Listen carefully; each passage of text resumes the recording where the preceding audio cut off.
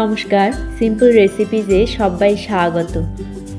আজ আপনাদের সাথে শেয়ার করব কোজাগরি লক্ষ্মী পুজো স্পেশাল ময়মনসিংহের লাবড়া। এই ময়মনসিংহের লাবড়া বানানোর জন্য এক বাটি করে সবজি নিয়েছি। ফুলকপি, ঝিঙে, বরবটি, পটল, মূলো, কচু, মিষ্টি কুমড়ো আর রাঙা আলু নিয়েছি। বাঁধাকপি, থোর, আলু আর বেগুন নিয়েছি। আর নিয়েছি মূলো শাক আর পালং শাক। একটা বাটিতে 1 টিস্পুন হলুদ গুঁড়ো, 1 টিস্পুন লাল লঙ্কার গুঁড়ো, 1 টিস্পুন জিরের গুঁড়ো, 1 টিস্পুন ধনের গুঁড়ো দিয়ে একটু জল দিয়ে গুলে রেখে দিলাম।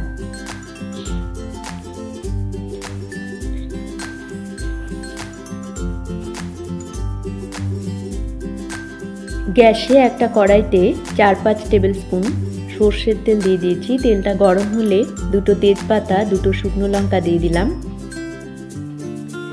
1 টেবিল স্পুন 5 ফোড়ন দিয়ে দিলাম। কয়েক সেকেন্ড ভেজে নেব।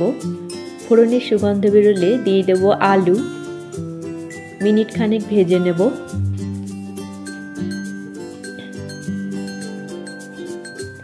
ফুলকপিটা দিয়ে দিলাম।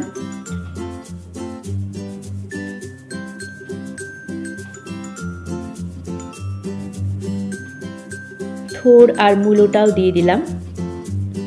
মিডিয়াম ফ্লেমে 2 মিনিট ভেজে নেব। গুলে রাখা মশলাটা দিয়ে দিলাম। সবজির সাথে মশলাটাকে একটু কষিয়ে নেব।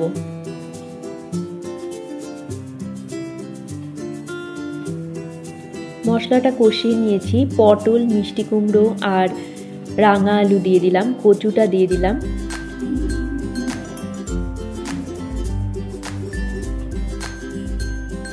দু মিনিট মিডিয়াম ফ্লেমে ভেজে নেব।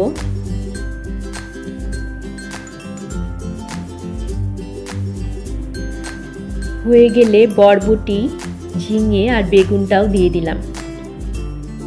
আবারও ভেজে নেব 2 মিনিট।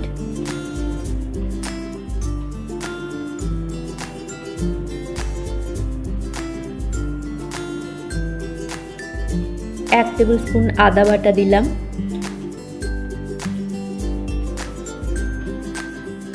আদা বাটাটাকে দিয়ে সবজির সাথে ভালো করে মিশিয়ে নেব।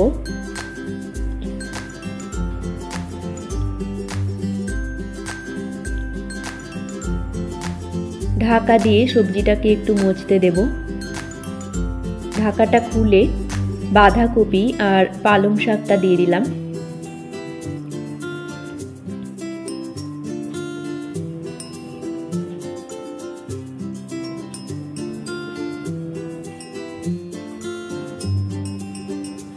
স্বাদ মতো লবণ দিয়ে দিলাম। মিশিয়ে নেব।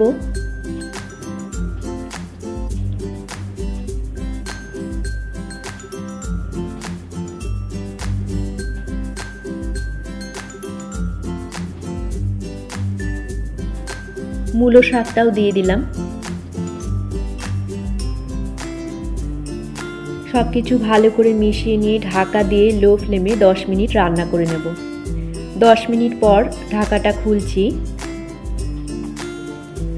শাক থেকে প্রচুর জল বেরিয়েছে। এই জলেই সব সবজি ভালো মতো সেদ্ধ হয়ে যাবে। একবার মিশিয়ে নেব।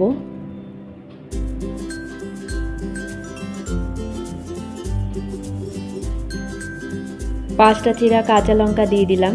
ঢাকা দিয়ে এবারে ভালো করে সব সবজি সেদ্ধ করে নেব লো ফ্লেমে। ঢাকাটা খুলে চেক করে নিলাম। সমস্ত সবজি সেদ্ধ হয়ে গেছে। এবারে দিয়ে দেব 2 টেবিল স্পুন সর্ষে বাটা।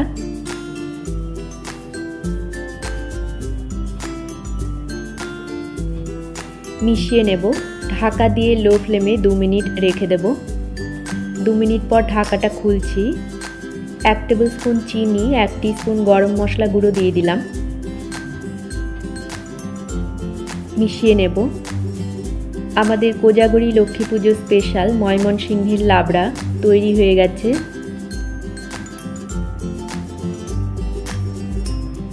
সব কিছু ভালো করে মিশিয়ে নিয়ে গ্যাসটা অফ করে দেব।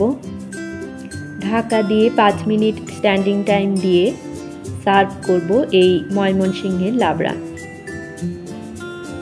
রেসিপি ভালো লাগলে আপনারা এইভাবে বাড়িতে বানিয়ে দেখতে পারেন। আশা করি আপনাদেরও ভালো লাগবে। সবাইকে ভালো থাকার শুভেচ্ছা জানিয়ে আজকের মতো এই পর্যন্তই। দেখা হচ্ছে পরবর্তী পর্বে। ধন্যবাদ।